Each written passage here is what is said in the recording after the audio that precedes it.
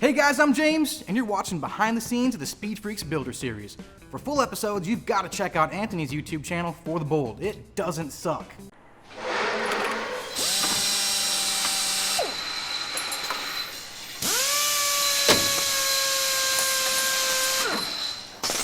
Last time we hung out, we spoke about our good buddy Mo at Mo Colors and his incredible work on the CX500 paint job.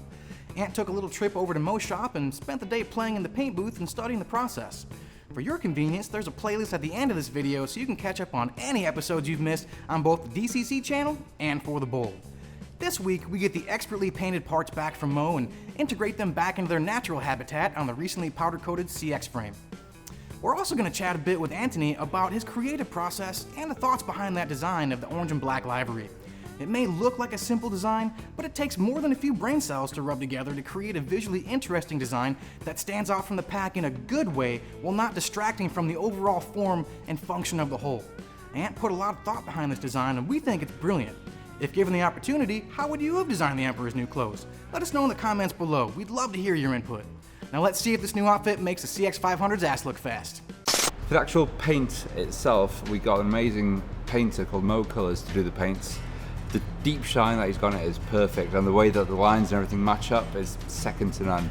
The inspiration behind the style and the design of it, I've got a thing about lightning bolts. I really like the lightning bolt style. I like that angular cut through the frame, and in a way I wanted the frame to marry up to the rest of the tank and the bike. So because the frame is black, having that black stripe then carry on throughout it kind of marries the tank together, and it's not too much of a division between frame, seat and tank. It brings it all in. I think that's an important aspect of design, is if you can do that and eliminate the brake but still have these little elements breaking apart from the rest of the bike, then your job is done. Another thing that we added to make this bike look more like a tracker is obviously the front number plate panel and the rear panel as well. Obviously on racing bikes you've got these panels which show your race number. Because we don't have a race number on this, but we do have a motif. The bike has been labelled Project X here because X is the combination between Dime City and myself coming together. Just having the X emblem on the bike itself I think finishes it off as well and gives it more of that racer look.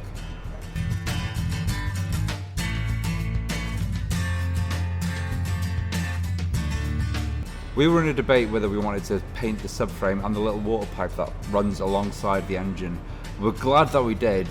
Originally my idea was to keep that subframe black, but again, as I've said before, with combining or integrating colours from the body to the tank, I think having that subframe, the orange, then brings that tank down, gives it an extra racing look as well, but it starts to mish everything together and it just ends up looking right in a way.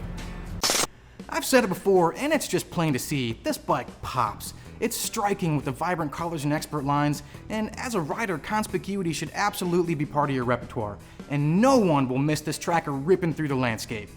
And if you're creating your own speed machine for flat tracking, road racing, or just turning heads at your local bike night, then you have to visit dimecitycycles.com. It doesn't matter if you're just entertaining the idea of your first build or fine-tuning your carbs for a high-altitude race, we can help you get there. We've been specializing in providing parts and support for vintage bikes for over a decade. Our sole purpose for all this effort?